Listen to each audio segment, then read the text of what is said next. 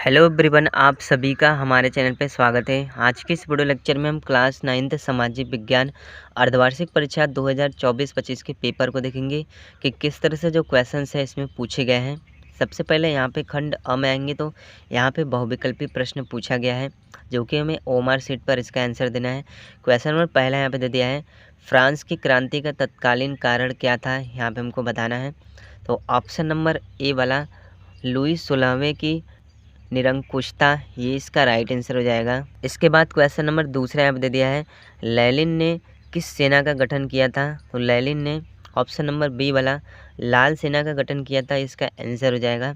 इसके बाद question number तीसरा यहाँ पे दे दिया है, रूस की क्रांति कब हुई थी, यहाँ पे हमको बताना है। तो रूस की क्रांति ऑप्शन नंबर ए वाला 1917 ईस्वी में हुआ था, ये इसका राइट आंसर हो जाएगा। इसके बाद क्वेश्चन नंबर 4 यहाँ पे दे दिया है, प्रथम विश्व युद्ध कब शुरू हुआ था, इसको हमें यहाँ पे बताना है। तो ऑप्शन नंबर बी वाला 1914 ईस्वी में, ये इसका राइट आंसर हो जाएगा।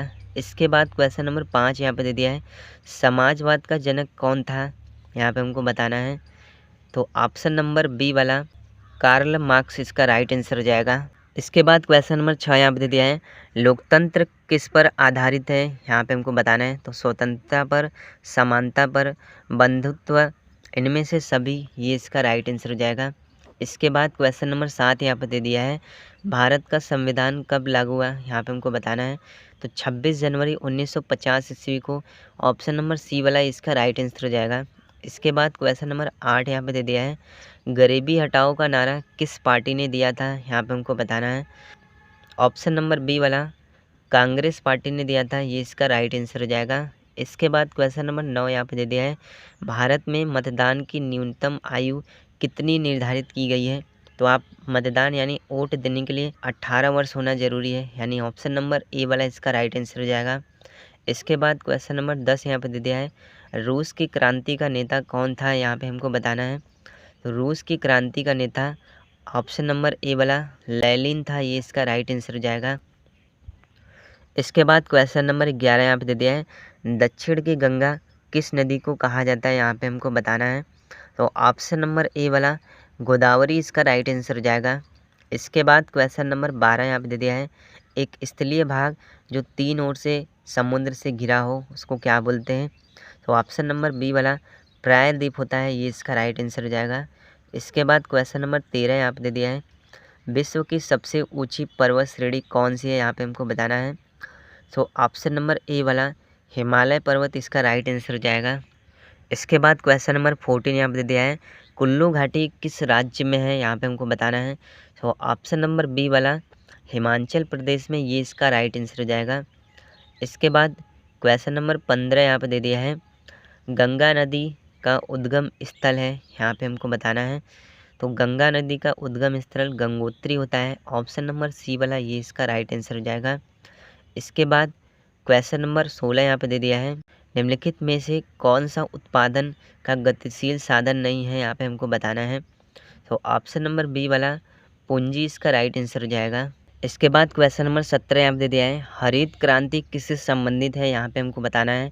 तो हरित क्रांति कृषि उत्पादन से संबंधित है, ऑप्शन नंबर ए वाला इसका राइट आंसर हो जाएगा। इसके बाद क्वेश्चन नंबर 18 यहाँ पे दे दिया है, मानव पूंजी का निर्माण होता है, यहाँ पे हमको बताना है। तो शिक्षा के निवेश से, चिकित्सा के निवेश से, प्रशिक्षण के निवेश से, इनमें से सभी, ऑप्शन नंबर डी वाला इसका राइट आंसर हो जाएगा। इसके बाद क्वेश्चन नंबर 19 यहाँ पे दे दिया है, जनसंख्या के आधार को प्रभावित करने वाले कारक हैं। तो ऑप्शन नंबर ए वाला मृत्यु दर, जन्म दर, निष्क्रमण, इनमें से सभी, ऑप्शन नंबर डी वाला, ये इसका राइट आंसर हो जाएगा। इसके बाद क्वेश्चन नंबर 20 यहाँ पे दे दिया है, गांव में कितने लोग गरीबी की रेखा से नीचे जीवन यापन करते हैं, 26% लोग, ऑप्शन नंबर बी वाला इसका राइट आंसर हो जाएगा।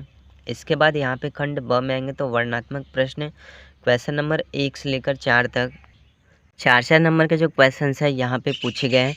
जैसे क्वेश्चन नंबर क दे दिया है, नेपोलियन बोनापार्ट के विषय में आप क्या जानते हैं, यहाँ पे हमको बताना है।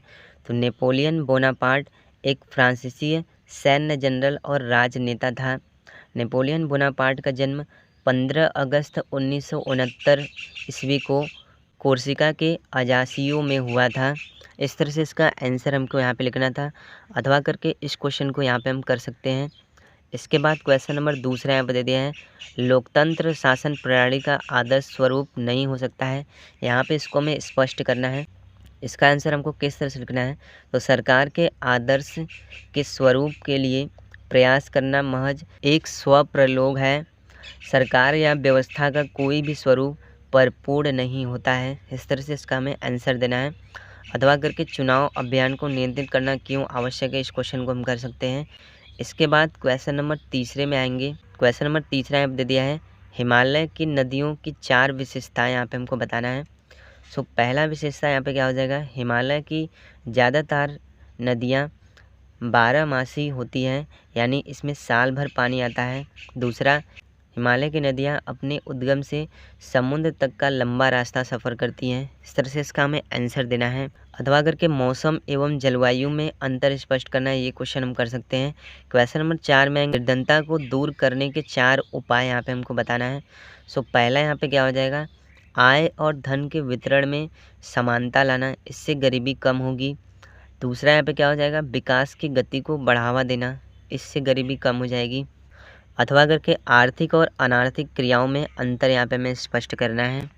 इसके बाद क्वेश्चन नंबर 5 से लेकर 8 तक 6 नंबर के लॉन्ग क्वेश्चन यहाँ पे पूछे गए हैं। क्वेश्चन नंबर 5 यहाँ पे दे दिया है, फ्रांसीसी समाज को कितने स्टेट में वर्गीकृत किया गया है, यहाँ पे हमको बताना है। तो फ्रांसीसी समाज को 3 स्टेट में वर्गीकृत यानी बांटा गया है।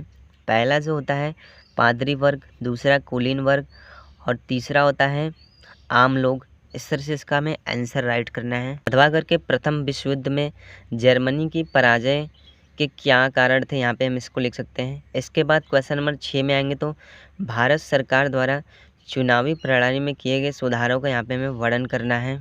अथवा करके भारतीय संविधान के अनुच्छेद 19 से 22 के अंतर कौन सी स्वतंत्रताएँ आती हैं, यहाँ पे हमें बताना है। तो इसका आंसर हम किस तरह से लिखेंगे, पहला जो आता है भाषण और अभिव्यापक की आज़ादी, दूसरा ऐप हो जाएगा सत्ता पूर्ण इकट्ठा होने की आज़ादी, तीसरा हो जाएगा देश के किसी भी हिस्से में घूमने की आज़ादी।